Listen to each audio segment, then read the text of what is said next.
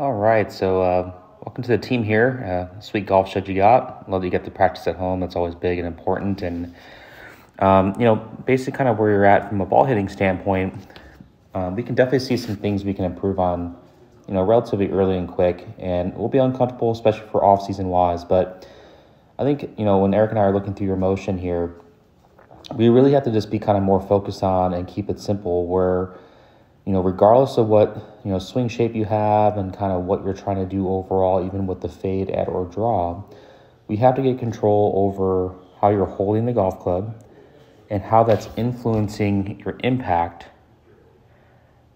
at the bottom of the swing. All right. So what you said, like your dynamic loft issue that you're seeing sometimes. So, this is basically you doing everything you can at the bottom. Anytime we start seeing the shaft and lead arm breaking down a lot, it's usually a byproduct of an open club face going on, somewhere in the swing. Whether it be kind of early backswing, top of backswing, downswing. And I know you said you've been working on a draw, and actually there's a lot of good things going out your path, but the issue with your grip is you have to use a lot of excess kind of form rotation and pivot stalling kind of with the hips and trunk to really kind of get that club face to kind of square up. And this is where you said sometimes the shorter stuff kind of goes left, and as the clubs get longer, they go right. As we swing the club faster, the more open face it is, it's harder to time up with something that's a little bit longer just because it's harder to do all these little torques and forces that we have to do to the club. So the big thing that we want to do, and Eric and I were, kind of talking about this here, is trying to get the right hand grip and your left hand grip to not be pointed so far to your left. And there's definitely some players that have more towards a weaker, left hand grip. You'll see on tour like a Colin Morikawa, a John Rahm, a Jordan Spieth, but you will not really see the trail arm or trail wrist get that weak along with the two. And what that does is kind of sets us up to kind of only kind of trying to rotate the face in a different way than we really want, and affects everything that we want to do to kind of actually hit draws, right? So, if I was, teaching you to kind of hit more fades more often, this is kind of the grip I'd have us do, because it's going to be harder to actually square the face up as a longer stuff. It's going to be harder to hook it. So we don't want to hook it, obviously, but we want to make sure we're coming from the inside and rewarding the good path work you're doing with your good draw. And this is why we want to make sure we're making these adjustments here just with their setup and just with their grip, okay? So this would be the first big thing. Again, I like what you're going out your left elbow. Love that it's pointed out that way. What we need to have more here, though, is that we need to see that left hand, that little line. You can see if I zoom in here.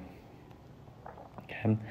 Notice when I zoom in, is that that left hand, that little line I have right there is pointed up towards your left shoulder, and that right hand is pointed way over to the golf club. And this little hinge point basically on our left wrist is much too much to the right of the golf club. That's going to affect some things in your takeaway, which we'll talk about. And then along with that too is that where this right elbow is pointed at, this elbow is pointed away from our hip, and it's going to kind of affect us kind of in a lifting standpoint in our swing. So us getting to where this crease here in our right hand points more towards our right ear and stronger, getting that right elbow to point more down towards our right hip, getting this left hand grip to where this little hinge point right here be more toward the right of the golf club, that's going to really help us control the face throughout the swing. And I want you just kind of seeing as we look through your motion, just where throughout the motion here, where your swing really kind of gets the open face. So immediately the face and loft start pointing to the sky, excessive form rotation in both areas, right? That's just you trying to swing your arms from where they were, and the arms is kind of going straight up, not enough inward.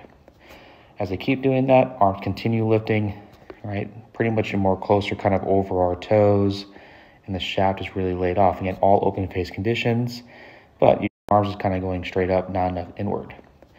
As I keep doing that, arms continue lifting, right? Pretty much more closer kind of over our toes, and the shaft is really laid off. Again, all open face conditions, but you do a good job at least kind of getting those hands to kind of work around and getting some depth. And the face there, though, as you can still see, is still quite a bit open relative to even our left forearm from there, okay? A matchup wrist angle will be even kind of with as high as your left arm would be. The club face would be matching that yellow line that is drew there. It wouldn't be pointing this way. It'd be matching our left hand. So that left wrist isn't crazy cup. That just tells you how much your left wrist is actually not really going something crazy, but that's just how weak that left hand is. As you come down, again, the hands are going to shallow nicely, get behind that right shoulder, which is great. Club comes through, but because that club face is open, you have to stall and throw. So some things that I want to do in the off season here is kind of get rid of a little bit of this move here where we kind of stand up, not really turn. You can see how much you're on your toes. And as the clubs get longer, again, this always produces things going right and left, and also too some chunky shots, right? Or just honestly just an inconsistent bottom of the swing. So what we want to see more, just kind of get this thing started with, again, overall setup and everything from down the line look good. We can maybe tinker with kind of getting further away from as we're doing this. But we definitely want to kind of nail this first part of the takeaway to get a little bit easier. Again, we don't need to go crazy here, but we'd love to see the butt of the club point more towards our left hip pocket going back, and our shoulders and our hips taking that club going back. And when those hands kind of get to kind of parallel to the ground here, we want to see them being closer to this right bicep than over here, especially for draws. So the first part here is improving the grip, getting the sensation of the club face closing a little bit, which you'll see kind of this twisting motion we're talking about.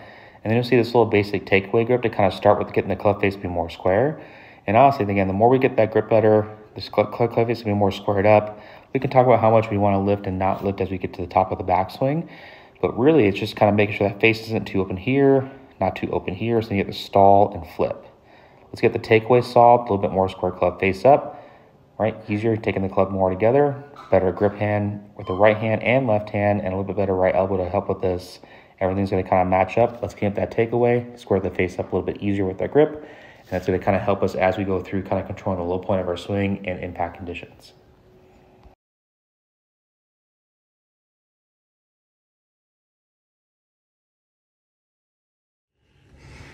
Hey, how's it going? Again, welcome to the team here. Thanks for uploading that. Again, my name is Andy Patnow, based out of Phoenix, and helping Eric with you with your swing. And that's cool. You guys are pretty close. I think he's down in Florida now, though. I think we were talking about that. He's down in Florida now for the winter.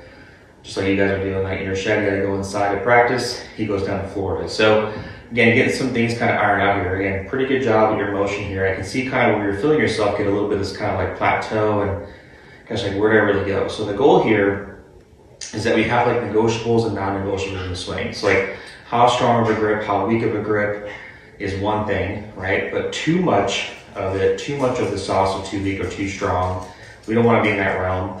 And then two, kind of how it's affecting your impact is really why we're trying to get this to be a little bit more solid, because players are going to have more of a square club face than an open club face throughout their swing.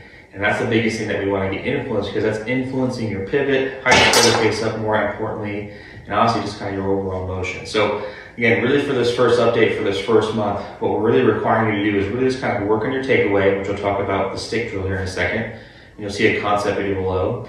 And then more importantly from there is getting your grip fundamentals in here, which are going to be huge. You'll see another grip video talking about this little hinge box, where it should be placed in the golf club. And then the idea of kind of for the perfect golf grip where both kind of should be, but honestly for you understanding kind of you strengthening your forearms helps you close down the face and allows us to kind of actually deliver shaft lean a little bit more. Where your grip is at here, if I deliver any amount of shaft lean, it actually points the face more right. I'm required to actually use excessive amount of throwing with my hands, robs us some speed, robs us some timing, and like you can see, robs you some pivot consistency to help the low point. So give you some basic ideas here to work on. Really simple, again, getting that hinge point. That left little spot right here, everyone's slightly different. Wider ones are going to be a little bit weaker, or excuse me, stronger. Narrower ones will probably be over there. So again, wherever that dot is, that little hinge point, that little stump box, where that rests as you grip it in your fingers, and letting that make sure it's resting to the right of the golf grip. Some players, when they do this, it's going to look weaker. Some players, it's going to look way over their strong, but we know it's really not, because it's actually just a neutral point to where they're at. So getting that hinge point in there is going to help you do a couple things. It's going to help us with that takeaway, where it's going to not really require you to rotate your forearm so much. It's going to allow you to kind of be more square and relaxed. Number two, from a power standpoint, it's going to allow us to hinge and not open the face up as we do so.